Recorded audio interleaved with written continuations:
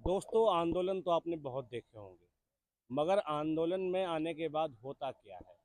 एक लीडरशिप जो आपको बुलाती है, आपके पीछे लोग चले आते हैं और फिर वो लोग जब प्रोटेस्ट का हिस्सा बनते हैं, तो सरकार क्या रवैया करती है और प्रोटेस्ट में उनके साथ क्या होता है, इसका एक जीता जागता एग्जाम्पल है। हमारे साथ एक भाई हैं जो मध्य प्रदेश के छिंदवाड़ा से चल कर आए थे।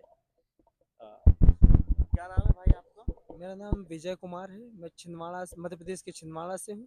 मैं प्रोटेस्ट में 4 दिन पहले आया था।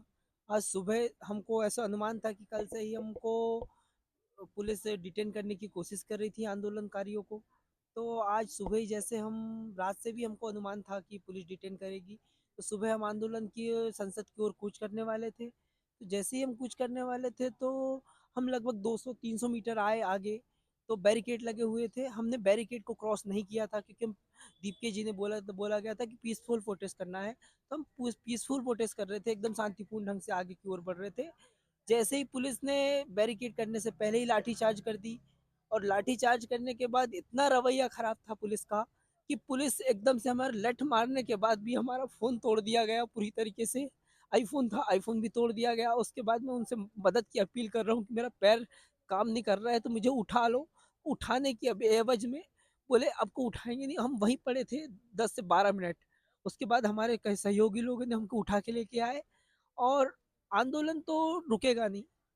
एक एक पैर तोड़ने से क्या हो जाएगा? लोकतंत्र का तीसरा पैर है, और दो पैर को और तोड़ दो। हमारे पास एक पैर है, फिर भी आंदोलन करेंगे।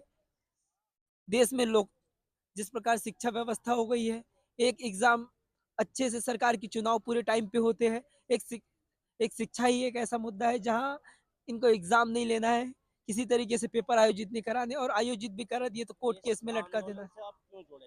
क्या प्रोफेशन है आपका? मेरा प्रोफेशन, मैं एक तरह से टीचर हूँ। कोचिंग पढ़ाता हूँ, बच्चों को गांव में पढ़ाता हूँ, जहाँ शिक्षा का स्तर बहुत निम्न लेवल का है। लगभग मेरे पास 240 बच्चे पढ़ते हैं। और मैं वहाँ से छिंदवाड़ा से भी 35 किलोमीटर दूर मेरा गाँव है बिछुआ, वहाँ पढ़ाता हूँ।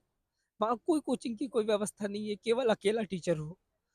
गवर्नमेंट के भी जितने स्कूल है, पूरे बच्चे मेरे पास ही आते। मैंने बोला बच्चों को कोचिंग छोड़ के कि बेटा, मैंने बोला अगर आज शिक्षा व्यवस्था अगर मैं सुधार नहीं पाया तुम्हारे लिए, तो जीवन में कभी नहीं कुछ पार कर पाऊंगा। तो यहाँ आया, शिक्षा व्यवस्था से लोग जो आंदोलनकारी थे उनके साथ जुड़ा, और जुड़ने के साथ ही मैं आज इस आंदोलन को, इस तानाशाह सरकार के इस रवैये से बहुत नाखुश हूँ। और मैं नहीं चाहता अब कि मैं किसी आंदोलन में आऊँ। मैं गाँव में रहूँगा, खेती करूँगा, पर सरकार की किसी योजना का लाभ नहीं लूँगा, और ना ही मुझे सरकार से जुड़ना है।